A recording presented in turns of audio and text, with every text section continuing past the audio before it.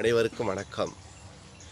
இந்த உலகத்தில் வானம், நிலம், கடல் தான் உயர்ந்தது என்று நாம் நினைத்து கொண்டிருக்கின்றோம். அதனை விட உயர்ந்தது செய்நன்றி என்று சொல்லப்படக்கூடியது தான். இப்போ வாழ்க்கையில் எந்த உதவியும் நாம் பிறருக்கு செய்யாமல் இருந்து பிறர் நமக்கு செய்யக்கூடிய அந்த உதவி என்று சொல்லப்படக்கூடியது வையகத்தையும் வானகத்தையும் வைத்தால் கூட ஈடாகாது. இதைத்தான் வள்ளுவ பெருந்தகையும் செய்யாமல் செய்த உதவிக்கு வையகமும் வானகமும் ஆற்றல் அரிது. ராமன் குகனுக்கு எந்த ஒரு உதவியும் செய்யவில்லை. மாறாக கங்கை ஆற்றை கடப்பதற்கு குகன் ராமனுக்கு உதவி செய்கிறான். அந்த உதவிதான் சொல்லப்படக்கூடியது வையகத்தையும் வானகத்தையும் வைத்தால் கூட ஈடாகாது. காலத்தினால் செய்த நன்றி சிறிதனினும் ஞாலத்தின் மான பெரிது.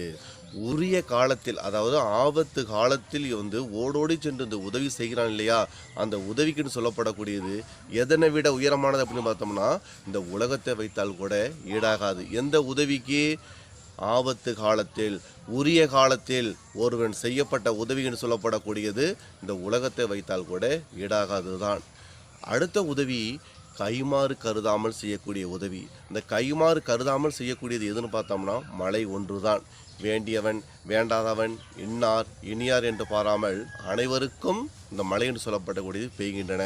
அப்போ எந்த ஒரு பலனையும் எந்த ஒரு கைமாறையும் கருதாமல் செய்யக்கூடிய உதவின்னு சொல்லப்படக்கூடியது கடலை விட பெரியது. பயன்தூக்கார் செய்த உதவி நயன்தூக்கின் நன்மை கடலின் பெரிது. அப்போ எதனை விட நன்றி உயர்ந்தது? வையகத்தையும் வானகத்தையும் விட உயர்ந்தது, உலகத்தை விட உயர்ந்தது, கடலை விட உயர்ந்தது என்று மிகவும் அழகாக வள்ளுவ பெருந்தகை அவர்கள் கூறி செல்கின்றார். மேலும் வேறொரு அதிகாரத்தின் வழியாக சந்திப்போம். நன்றி, வணக்கம்.